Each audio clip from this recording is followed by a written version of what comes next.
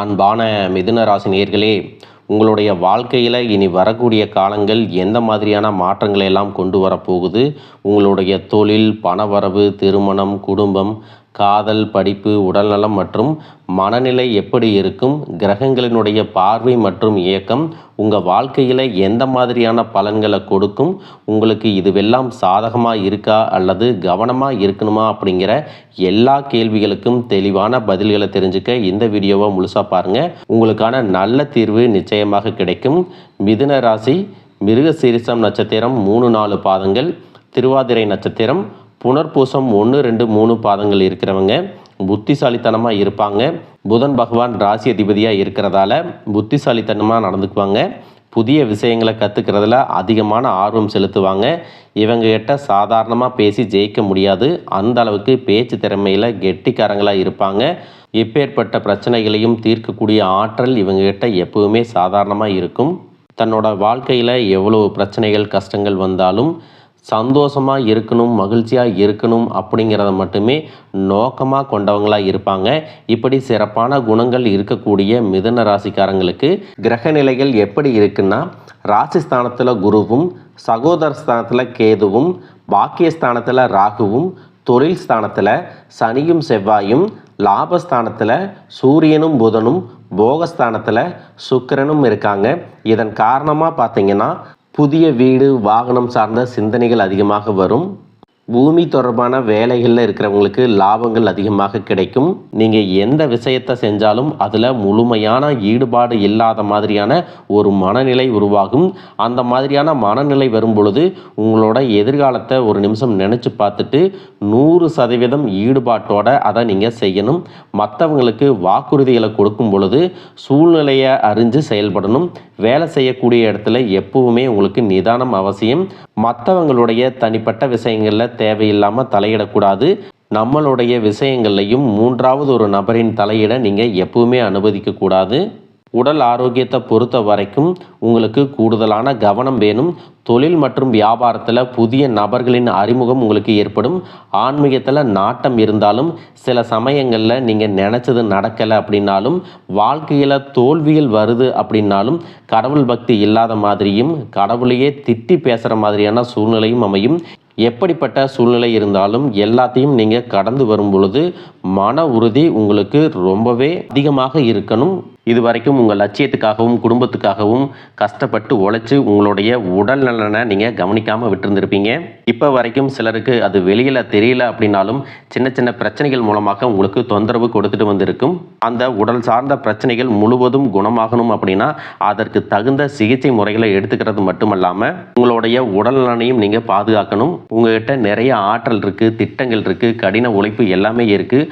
ஆனால் உடல் ஆரோக்கியம் இல்லாமல் போச்சு அப்படின்னா உங்களால் எதையுமே சாதிக்க முடியாது. இதற்கு பிறகாவது உங்களுடைய உடல் ஆரோக்கியத்தில் நீங்கள் கூடுதலான கவனம் செலுத்தினீங்க அப்படின்னா நீங்கள் செய்யக்கூடிய எல்லா காரியத்திலையும் உங்களுக்கு வெற்றி கிடைக்கும். எதிரிகளை எல்லாம் ஜெயிச்சு வருவீங்க. சிலர் பார்த்தீங்கன்னா நல்ல வேலை கிடைக்காம வீட்லேயும் சரி சமுதாயத்திலும் சரி நிறைய பேருடைய கிண்டலுக்கும் கேலிக்கும் ஆளாகி இருப்பீங்க.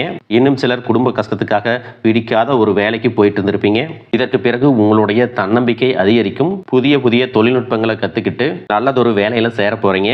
அரசியல்வாதிகளை பொறுத்த வரைக்கும் புதிய பொறுப்புகள், புதிய பதவிகள் எல்லாமே தானாக கிடைக்க போகுது.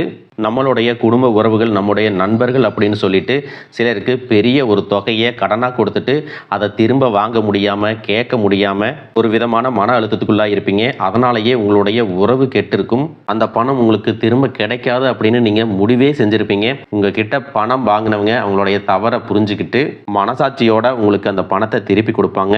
குடும்பத்தில் இருக்கக்கூடிய நெருக்கடிகள் விலகும். செல்வாக்கு அந்தஸ்து உயரும். கடவுள் நம்பிக்கை அதிகமாகும். பெரியவர்களுடைய உதவி உங்களுக்கு கிடைக்கும். உறவில் இருந்த சண்டை சச்சரவுகள் முழுவதுமாக விலகும். புதிய நண்பர்களும் உங்களுக்கு உதவி செய்வாங்க. தொழிலில் ஏற்பட்ட நெருக்கடிகள் விலகும். பொருளாதார ரீதியாக நலிவடைந்த நிறுவனங்கள் முன்னேறவும் போகிறாங்க. மேலும் மேலும் எதிர்பார்த்த லாபமானது உங்களுக்கு வியாபாரத்தில் கிடைக்க போகுது. புதிதாக தொழில் தொடங்கணும் அப்படின்னு நினைக்கிறவங்க இந்த காலகட்டத்தில் நீங்கள் தொழில் தொடங்கலாம். இது வரைக்கும் உங்கள் குடும்ப உறவுகளுக்கு நீங்கள் பெருசாக முக்கியத்துவம் கொடுத்துட்டு இருக்க மாட்டீங்க. எத்தனையோ கஷ்டமான சூழ்நிலைகளில் உங்களோடு எல்லாவற்றையும் சகித்து கொண்டிருந்த குடும்ப உறவு சகிப்புத்தன்மையை இழந்து கடமைக்கு ஏதோ ஒரு வாழ்க்கையை வாழ்ந்துட்டு இருக்கிற மாதிரியான சூழ்நிலையில் இருந்திருப்பாங்க. என்னதான் நீங்கள் குடும்ப உறவுகளை பத்திரமா பார்த்துக்கிறேன், எல்லாத்தையும் பூர்த்தி செஞ்சு கொடுக்குறேன் அப்படின்னு சொன்னாலும் குடும்ப உறவுகள் கிட்ட நீங்கள் மனம் விட்டு பேசணும். நீங்கள் 20 வயசில் இருந்தாலும் சரி, 70 வயசில் இருந்தாலும் சரி, குடும்பத்தில் இருக்கிறவங்களுடைய மனநிலையை நீங்கள் எல்லா கட்டத்திலையும் புரிஞ்சுக்கணும். அவங்களுடைய வார்த்தைகளுக்கு மதிப்பு கொடுத்து சில விஷயங்களை திருத்திக்கிட்டும் சில விஷயங்களை மாற்றிக்கிட்டும் நீங்கள் இருந்தீங்க அப்படின்னா உறவுகள் உங்களை தலையில் தூக்கி வச்சு கொண்டாடுவாங்க. உங்களை பொறுத்த வரைக்கும் குடும்பத்தில் நிம்மதி முழுசாக கிடைக்கணும் அப்படின்னா சில இடங்களில் விட்டு கொடுத்து போகிறது தான் நல்லது அப்படிங்கிறத ஞாபகம் வச்சுக்கோங்க.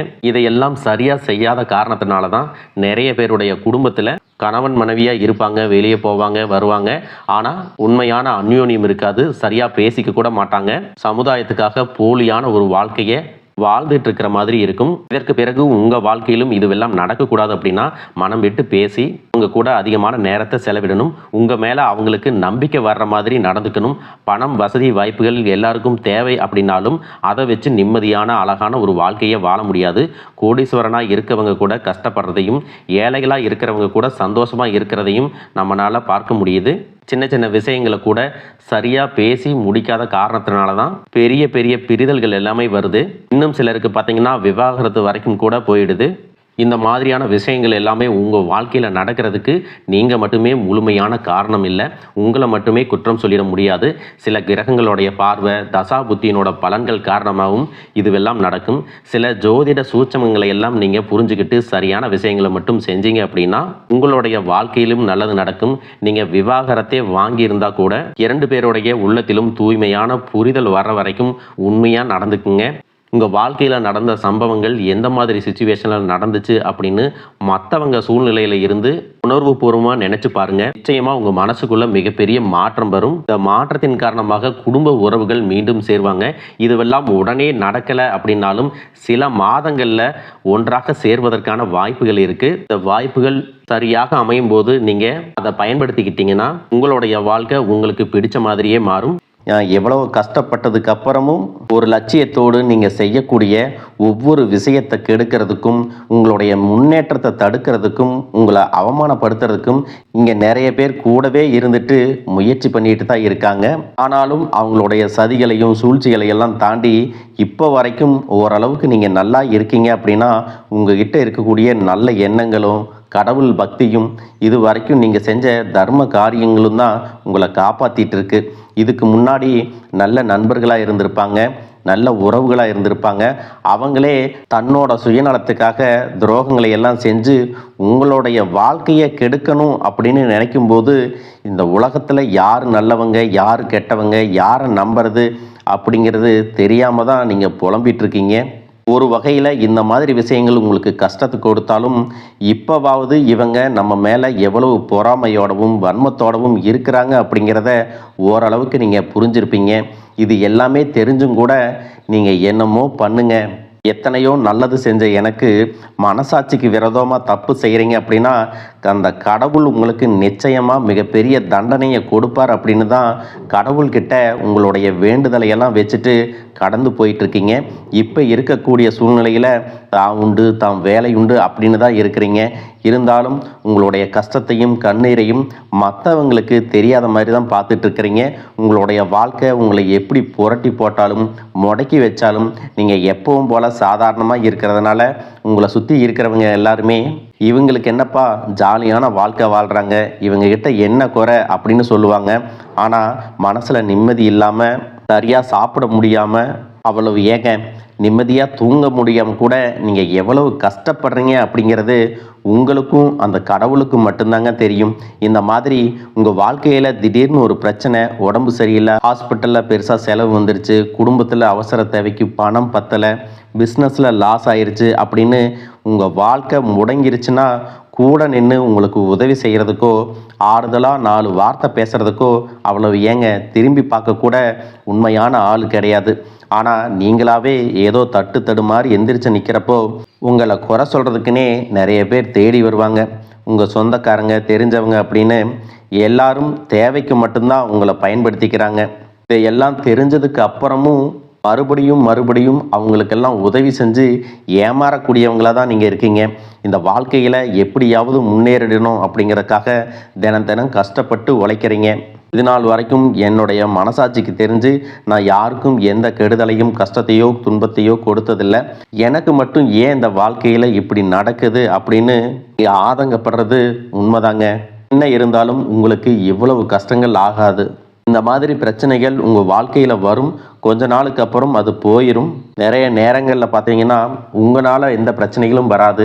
ஆனால் உங்களை சுற்றி இருக்கிறவங்க மூலம் தான் உங்களுக்கு நிறைய பிரச்சனைகள் வருது அப்படிங்கிறத இப்போவாவது கொஞ்சம் புரிஞ்சிருப்பீங்க.